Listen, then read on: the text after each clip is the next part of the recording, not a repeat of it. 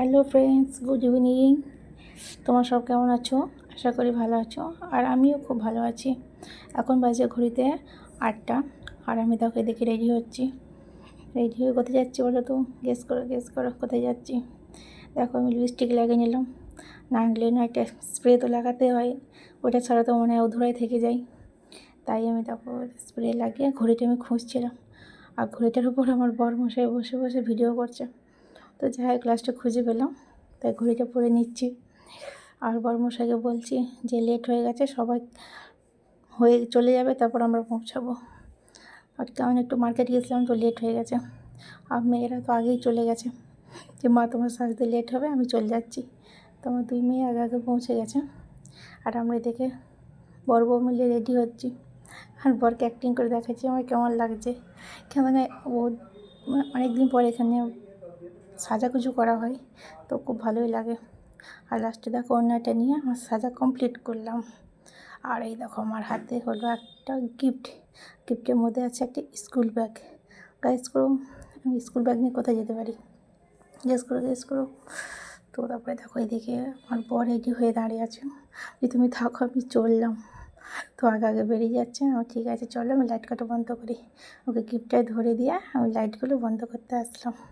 তো দেখো, আমি লাইটগুলো বন্ধ করব, তারপর করে আমি বেরিয়ে যাব।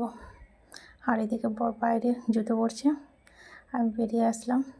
তারপরে গুটি গুটি পায়ে দেখো, কোয়ার্টার থেকে বেরিয়ে আসলাম। গুটি গুটি পায়ে পৌঁছে যাচ্ছি। কোথায় পৌঁছাবো দেখো তো, এত অন্ধকার, আর ভিডিও করতে পারলাম না। দেখো, পৌঁছে গেছি রাস্তা।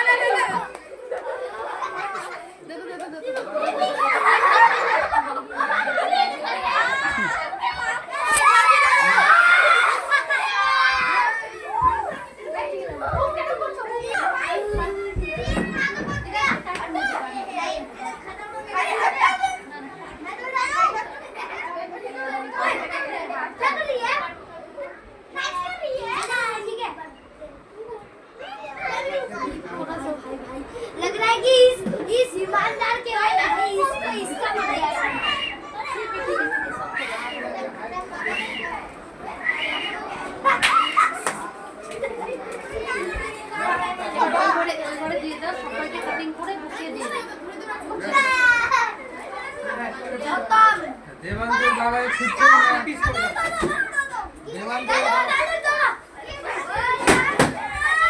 আর দেখো, দেখে কেক কাটিং সব হয়ে গেল, আর এখানে সবাই ফ্যামিলি মেম্বার বসে বসে আড্ডা মারছে, আর আমিও তাদের সামিল হয়ে গেলাম।